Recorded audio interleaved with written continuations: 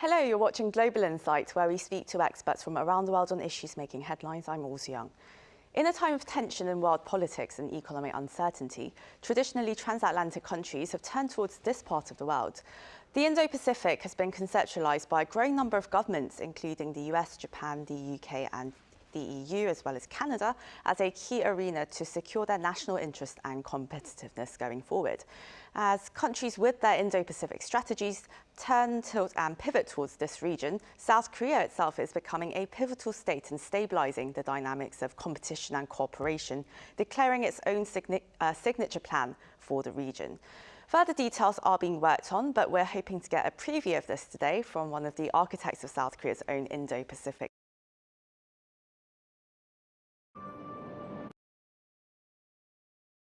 Stealing some precious time.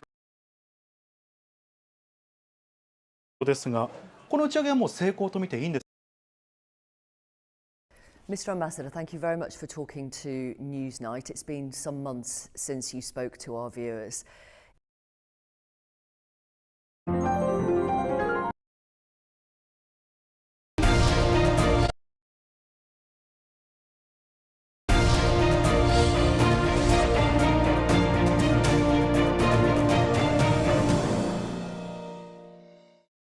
Good morning, everyone, or should I say good afternoon.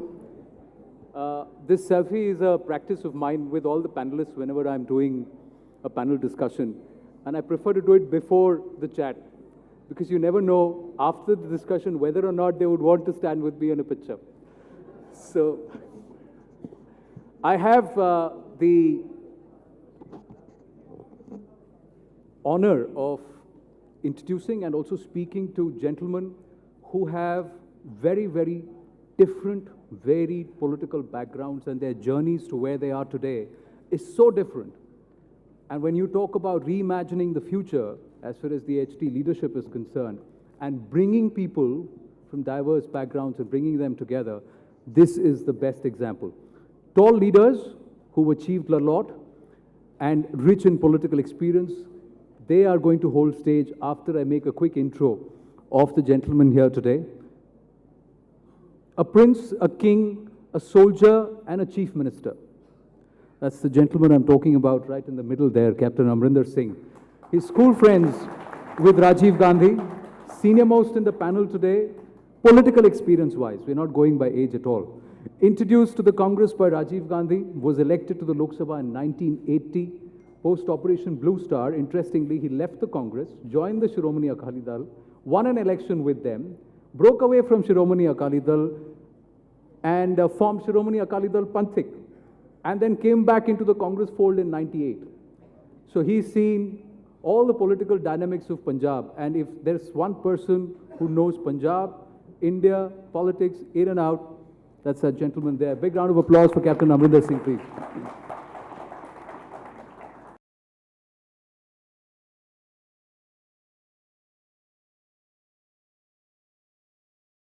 Thank you very much, Kareem, for that really very, very kind introduction. It's really a great pleasure to be back here with you again, albeit, I believe, for the last time. But as Kareem said, I'm going to spend the next just couple of minutes talking to you about the importance of getting an updated booster vaccine as we enter into the holiday season and the colder weeks and months of the late fall and early winter. So let's just talk very briefly about what we know about the vaccines, because we want to make our decisions really based on facts, evidence, and data.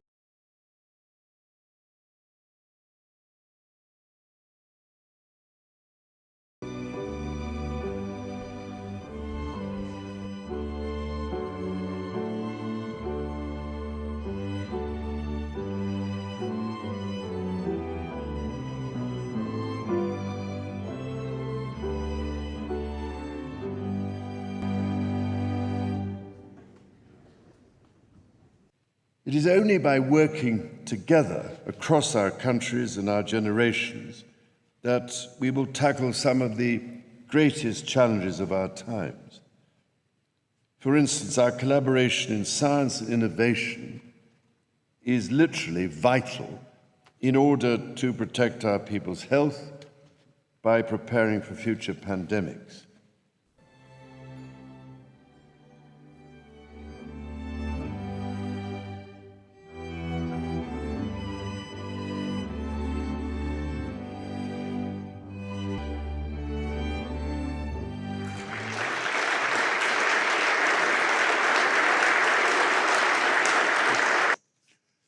In times of uncertainty and instability, a relationship such as ours is particularly important. We are urged and, in a way, compelled by our common commitment to peace,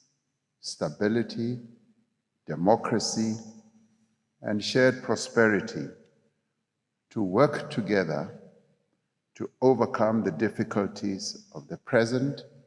and prepare ourselves for the challenges of the future.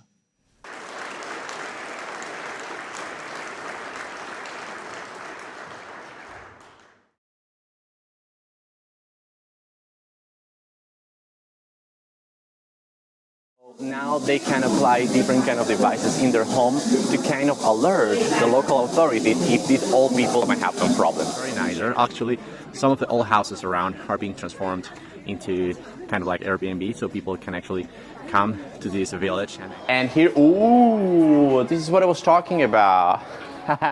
Wow, this is wonderful. Zhuhai is a city in Guangdong that is receiving a lot of investment. A lot of things are happening right now here in this city. One of the reasons why there's so much investment, it's because of this proximity with Macau.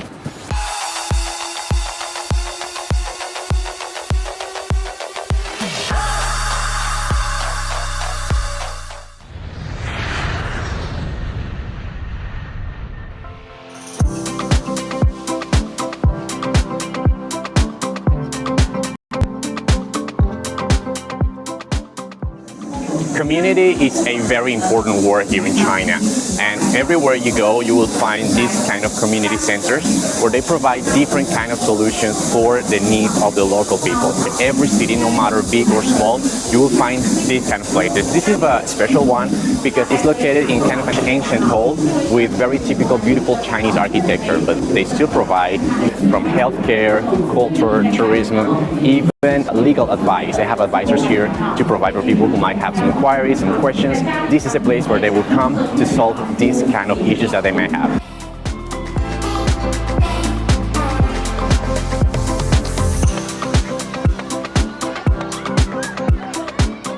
They are going now following the digital trends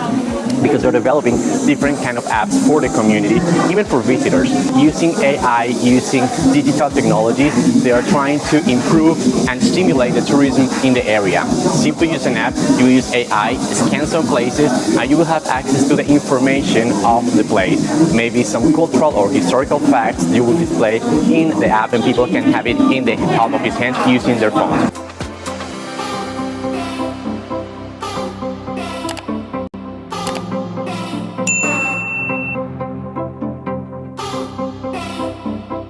When you have a problem, when you have an issue, you just come to your local community center and you might have some kind of solutions. What got my attention mostly is how they are now managing to use technology to improve these services. They're trying to implement some technologies and devices in elderly homes. Some people might live by themselves, so now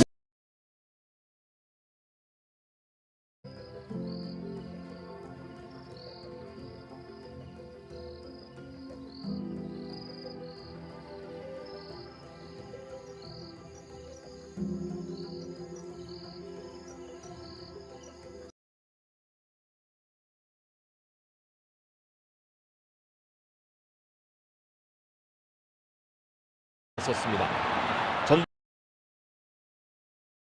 おはようございます。ウェザーニュースキャスターの高山奈々です。11月24日木曜日の全国のお天気をお伝えします。北日本やまた北陸から山陰の日本海側にかけては低気圧の影響で雨が降っているところもありますが、次第に湿った空気の流れ込みなどにより日本海側などでも午前中が中心なのですが、午後も雨の降る可能性があります。空の変化の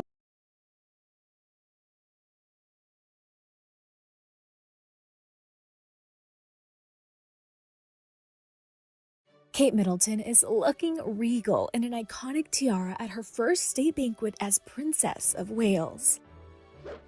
The 40-year-old royal sported her first tiara in nearly 3 years at Buckingham Palace on Tuesday, during the first state visit of King Charles's reign. It is also the first state visit the royal family has hosted since the coronavirus pandemic started in 2020. For the occasion, Kate wore Queen Mary's Lover's Knot tiara as she helped welcome the President of South Africa, Cyril Ramaphosa, to the UK. She paired it with a white caped Jenny Packham gown adorned with shimmering beading. Her choice of accessories for the evening were all very meaningful. The Lover's Knot tiara was a favorite of her late mother-in-law, Princess Diana, and she also wore earrings that belonged to the royal. Kate also donned a bracelet from Queen Elizabeth's jewelry collection. She finished the stunning look with the Royal Family Order and the Dame Grand Cross of the Royal Victorian Order star and sash. Prince William looked dapper in a suit with the Garter Star, the Thistle Star, and 3 medals for Queen Elizabeth's 3 Jubilee.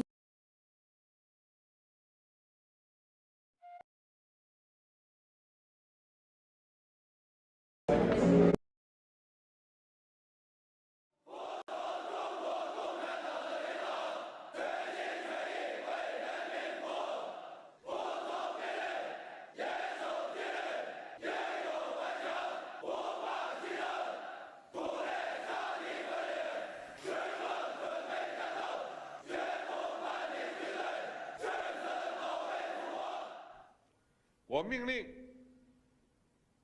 全军各级要强化练兵备战鲜明导向，坚定不移把军事训练摆在战略位置，作为中心工作，抓住不放，抓出成效。要坚持领导带头，以上率下。 坚持实战实训、连战连训，坚持按纲施训、从严治训。生龙活虎的场面，通过视频校阅了各军兵种和武警部队野外分会场开训情况。塞外北国千里冰封，陆军某合成旅官兵顶风冒雪展开实弹实装训练。 南国军港波飞浪卷，装载训练。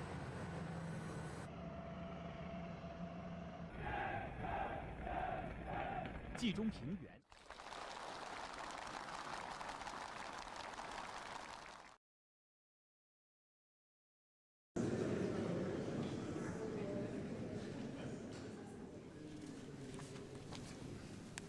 President Ramaphosa, welcome. Evsheni, Dumela, Suabona, Molo, Molweni, Nda. Mr. President, my wife and I are delighted to welcome you to Buckingham Palace this evening. South Africa, like the Commonwealth, has always been a part of my life. My mother often recalled her visit in 1947, the year before I was born, when from Cape Town on her 21st birthday, she pledged her life to the service of the people of the Commonwealth. It is therefore particularly moving and special that you are our guest on this, the first state visit we have hosted. And if I may, I would like to give you our belated but very best wishes for your birthday last week. The late Queen had the great pleasure of hosting Presidents Mandela, Mbeki, and Zuma for state visits to the United Kingdom, at all of which I was present. On each of those occasions, she expressed her admiration for your country and its people, its vibrancy, natural beauty, and diversity. And she always talked warmly of her return to your country in 1995 as the guest of President Mandela after the momentous events driven from within South Africa and supported by so many around the world, including here in the United Kingdom, that brought democracy to your country. During one of my own visits to South Africa in 1997, President Mandela told me that he had conferred on my mother a special name, Motlalepula, meaning to come with rain.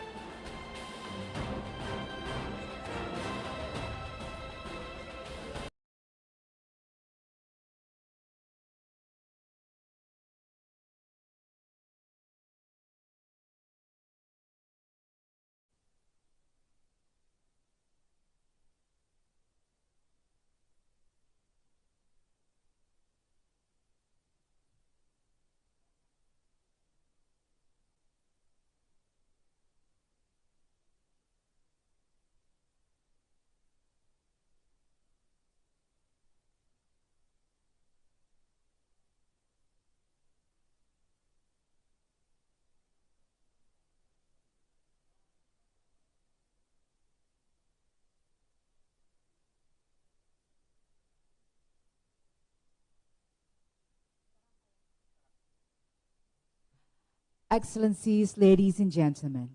the third working session will commence shortly. We would like to invite all delegates to kindly please take your seats. Thank you.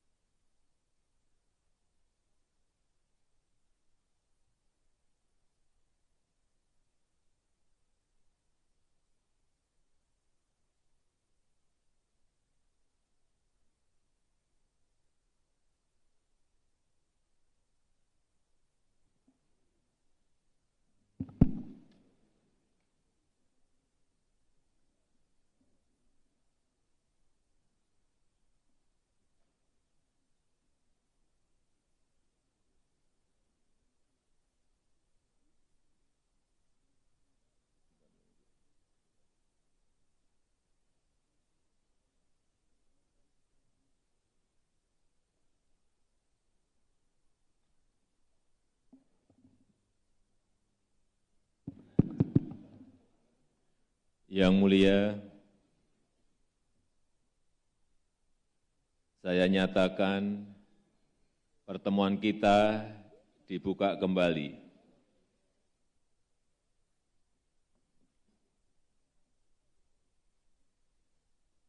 Mengawali sesi ketiga ini,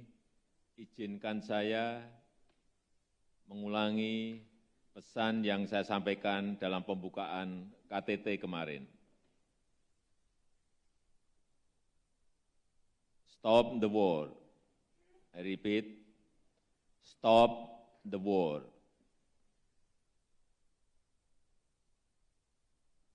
A lot is at stake. Banyak hal yang dipertaruhkan. Perang hanya akan menyengsarakan rakyat.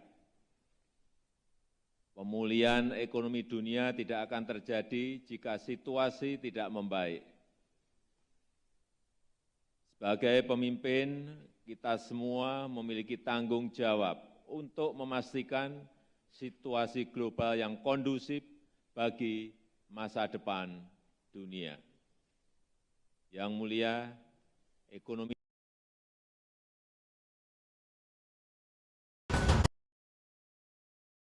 La Presidente del Consiglio Giorgia Meloni è in Indonesia per partecipare al vertice dei capi di Stato e di Governo dei paesi del G20 che si tiene a Bali il 15 e 16 novembre 2022. Nel corso della prima giornata la premier italiana è intervenuta alle sessioni di lavoro Food and Energy Security e Global Health. Successivamente ha incontrato il Presidente degli Stati Uniti d'America Joe Biden e il Presidente della Repubblica di Turchia Erdogan. Il colloquio con il presidente americano si è incentrato sulla solidità dell'alleanza transatlantica e sull'eccellente cooperazione per far fronte alle sfide globali, dalla crescita economica alla sicurezza comune. Al centro dell'attenzione il continuo sostegno all'Ucraina, la stabilità del Mediterraneo e nell'Indo-Pacifico e i rapporti con la Cina. Meloni e Biden hanno ribadito i profondi e duraturi legami tra le nazioni e il forte interesse a rafforzare ulteriormente il partenariato nei numerosi settori di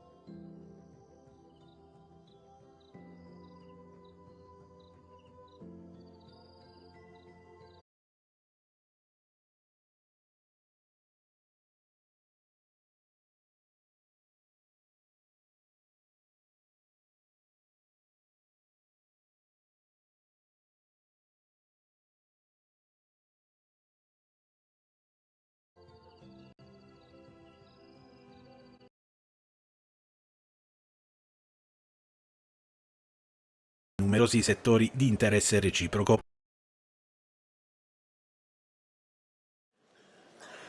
Vote is closed and it is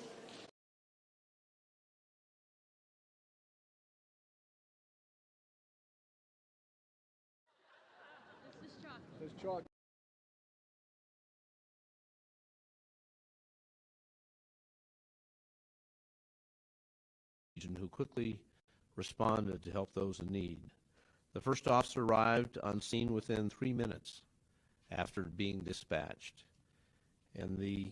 suspect was subdued within 2 minutes after that. Victims were rapidly transported and received emergency attention as quickly as possible.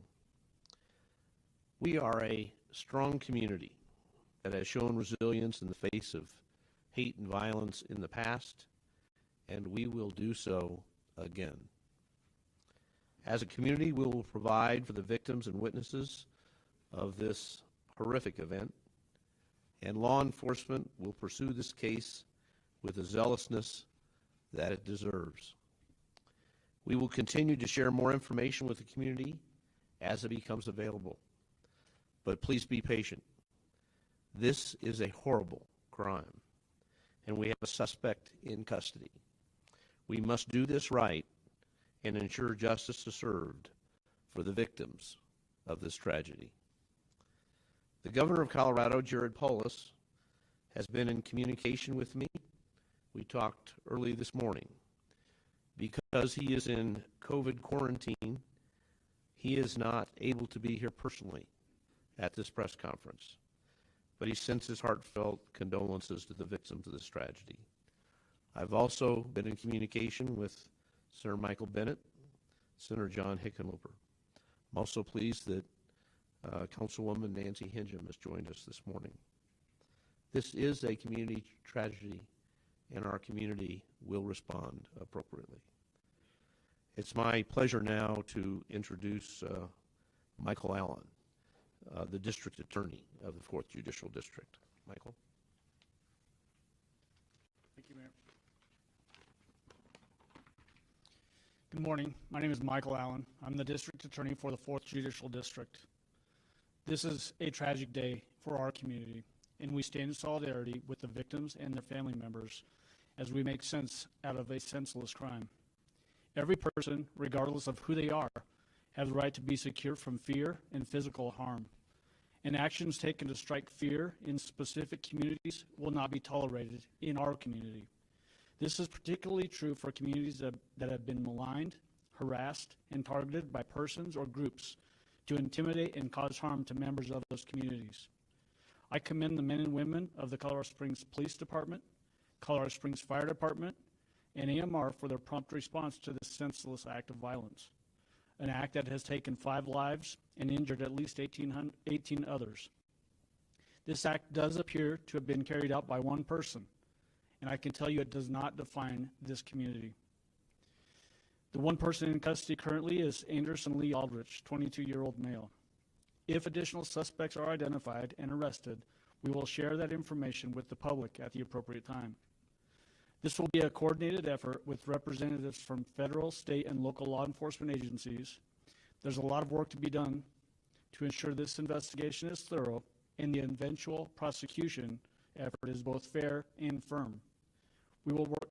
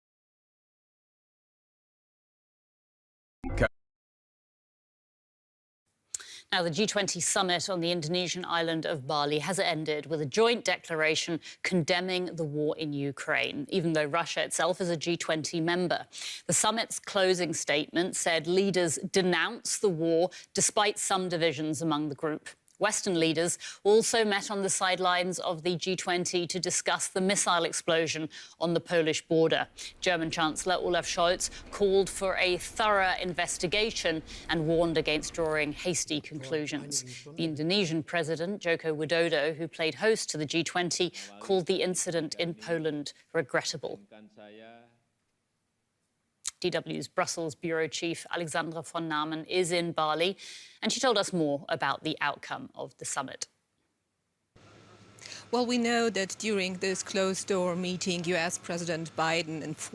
briefed his fellow leaders about his conversations with Polish President Duda and NATO Chief Stoltenberg. He then, according to some sources here, went on suggesting that the blast in Poland was probably caused by an anti-aircraft missile fired by the Ukrainian forces to intercept Russian rockets, and that is something that he also later indicated when speaking with reporters. And after this closed-door meeting, the leaders released a statement saying that they stand in full solidarity with Poland, that they would provide Poland with any assistance needed to investigate this incident. And they also went on saying that they are reaffirming their solidarity with Ukraine and condemning recent attacks by the Russian army on civilian targets in Ukraine. And you just have to imagine how the mood was, because the leaders were woken up in the middle of night here in Bali and informed about the incident in Poland. So all of them were shocked and worried. So it was generally a unified reaction from the global leaders. Well, from the G7 and NATO leaders present here in Bali, but we of course also heard from the Indonesian president, who stressed that this incident is regrettable, but of course it is important now to stay calm. The Chinese statement went in a similar direction. China said that it's now important to exercise restraint and to not do anything to escalate the situation. And that is also what the German Chancellor stressed here, saying that it's important to establish all the facts. That's also what the British Prime Minister said here. And of course, everyone is now calling for all parties to remain calm. Now,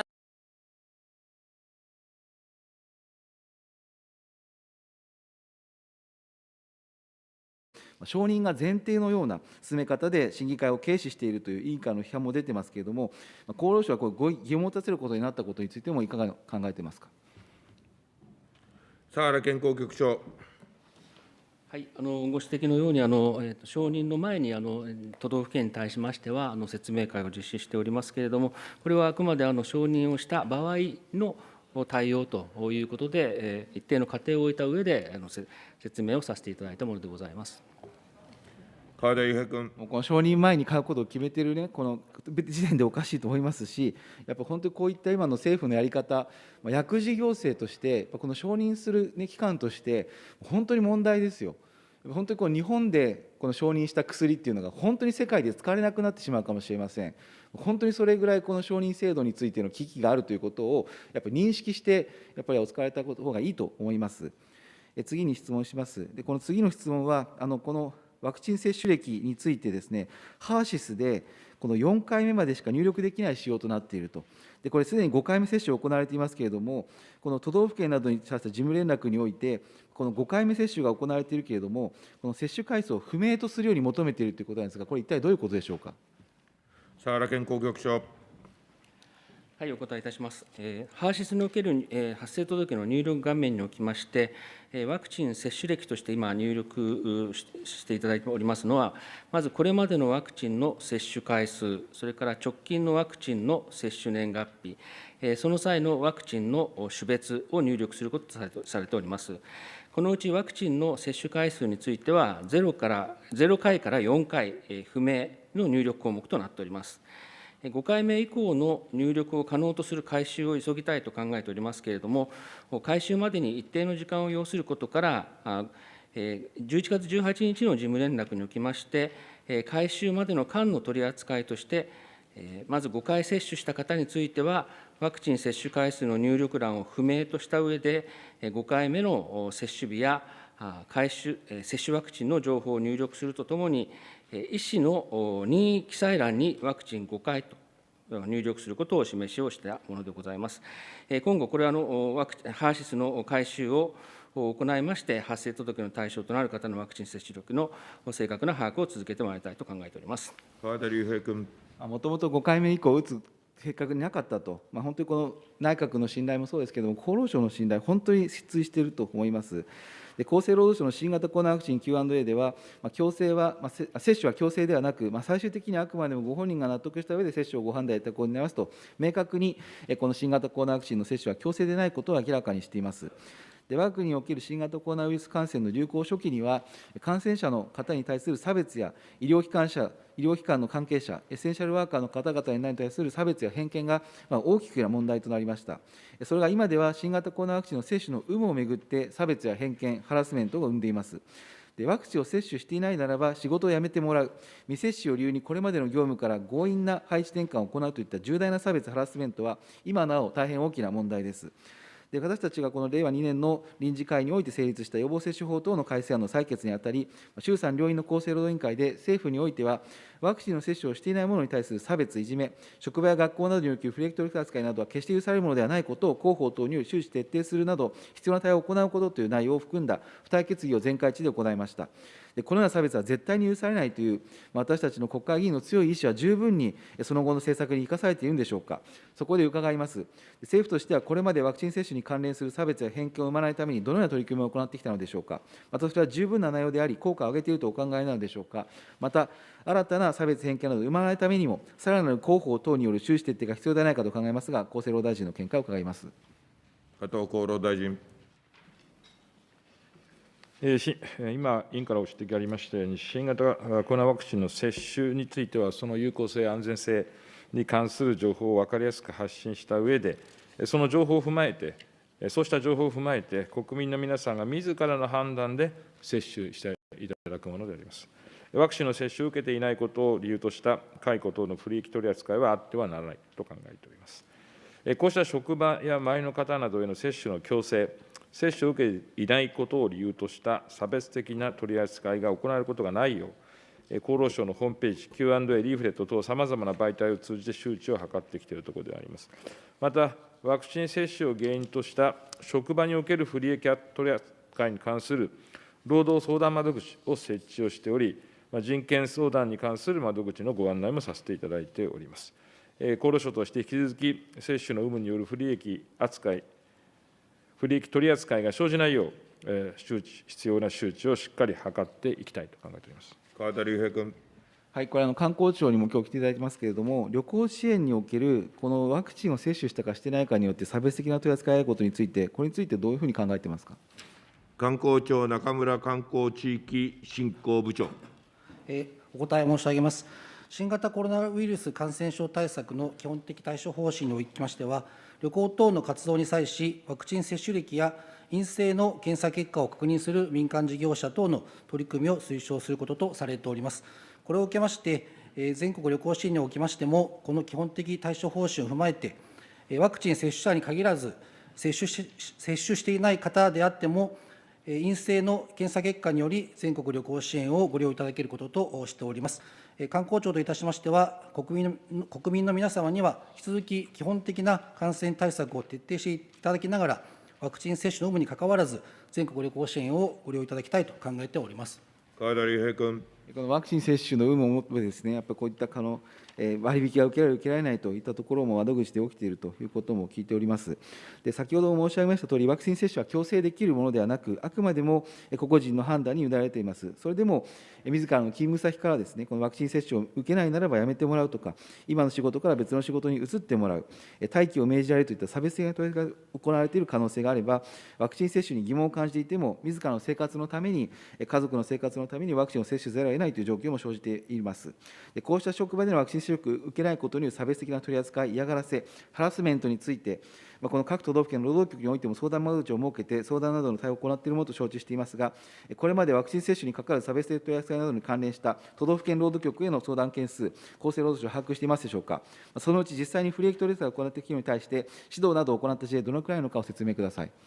村山雇用環境均等局長。お答え申し上げます。新型コロナワクチンを接種していないことを理由とする職場でのいじめ、嫌がらせや解雇等の不利益な取り扱いに関するご相談につきましては、個別の労働紛争の窓口として、労働局等に設けております、総合労働相談コーナーで対応しております。委員お尋ねの新型コロナ接種ワクチンをめぐるこのコーナーでの相談状況でございますが、集計を開始いたしました令和3年3月23日から本年11月18日までの間に寄せられました件数は、総合労働相談が663件、うち労働局長による助言・指導の実施に至ったものが23件、また紛争調整委員会による斡旋に至ったものが5件となっております。ご指摘のご相談内容でございますが、先ほどもご指摘ございました、最も多いのが接種していないことを理由とするいじめ嫌がらせ、次いで退職勧奨、次いで解雇の順となっております。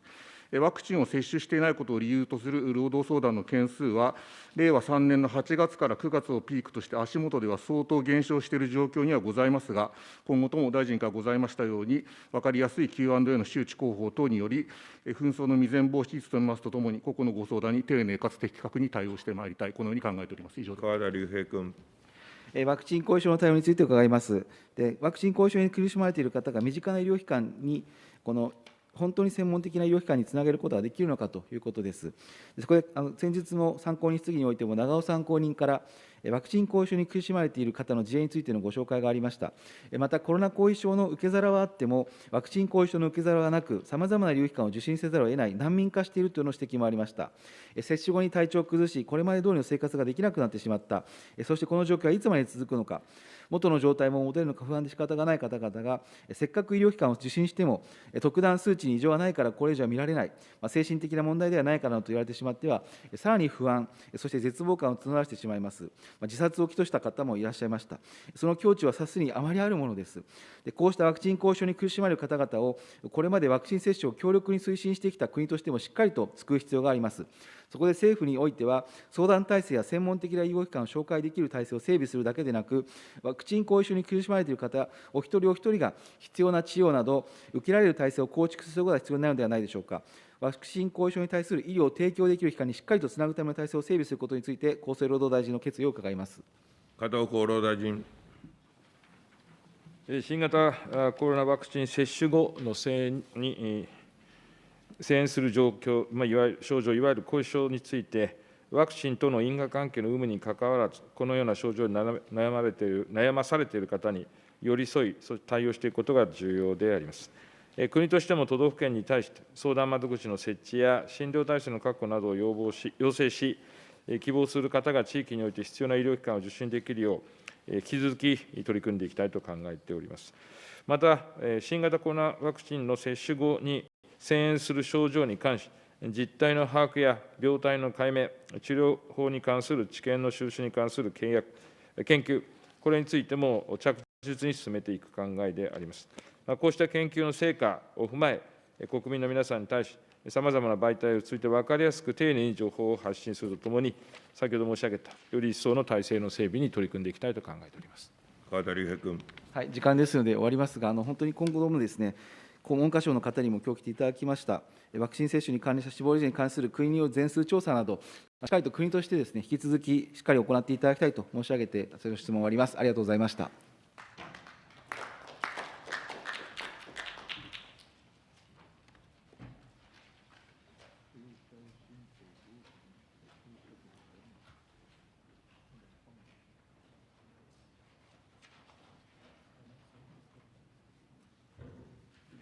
東徹君。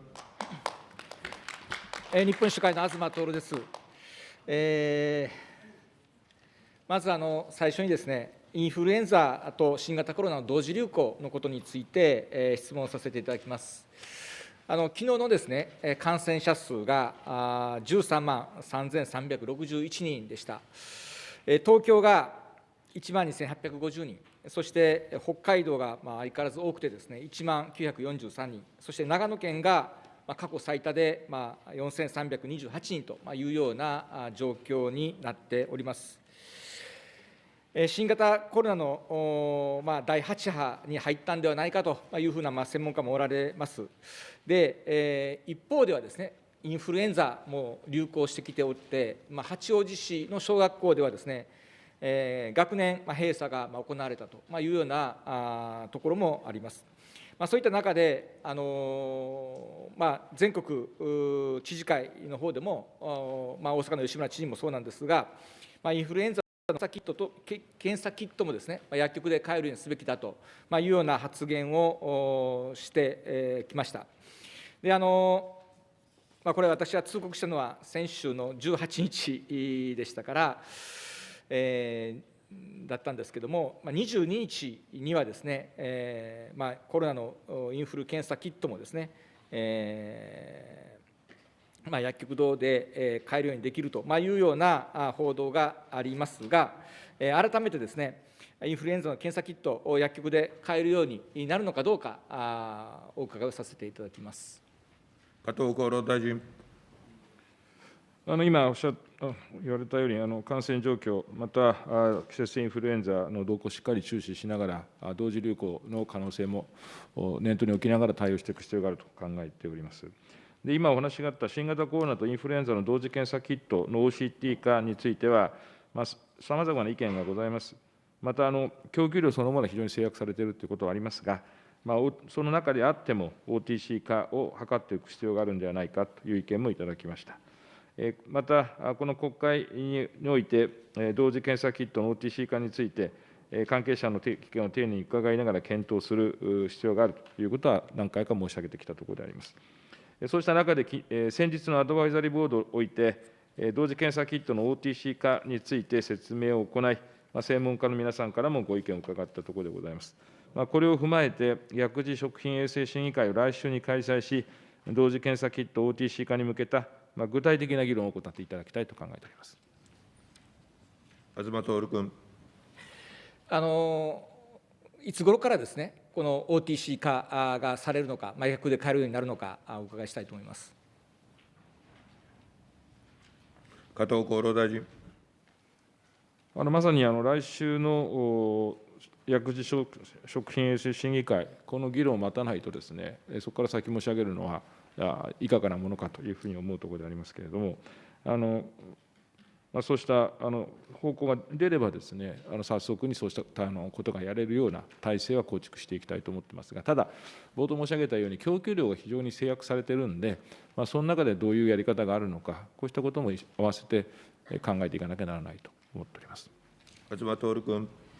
これ、報道では12月初旬にもというふうなことがですね、出ておりますので、ぜひそこもちょっとお聞きしたかったので、追加で聞かせていただいたということです。今までも私もPCR 検査はですね、インターネットでPCR 検査キットを買って、で感染拡大期は毎週ですね、それを検査してやっておりました。もちろん東京、大阪と行ったり来たりするので、東京の方が非常に多い時なんかは、安心感をですね、与えるためにもですね、やっておったりとかしたので、非常にそういったことができるようになると、非常に便利だというふうに思います。で、厚労省のアドバイザリーボードの脇田座長ですけれども、年内にも流行のピークが来る可能性があるというふうな発言もされております。感染拡大に関する専門家の発言がこれ、増えてきておりますが、政府が想定する1日の新規感染者数がどのくらいなのか、新型コロナとインフルエンザ、それぞれについてお伺いをさせていただきたいと思います。本田厚生労働大臣政務官。まず、ピーク時には1日75万人の患者が生じる可能性を想定しております。その根拠としましては、新型コロナが今回の感染拡大時に最も感染状況が悪化した沖縄県の感染状況が同規模の1日45万人、また、これらの正確に予測するのは困難でございますけれども、今年の冬の感染拡大の専門家の感染症の見込みでは、オーストラリア等の状況も鑑みますと、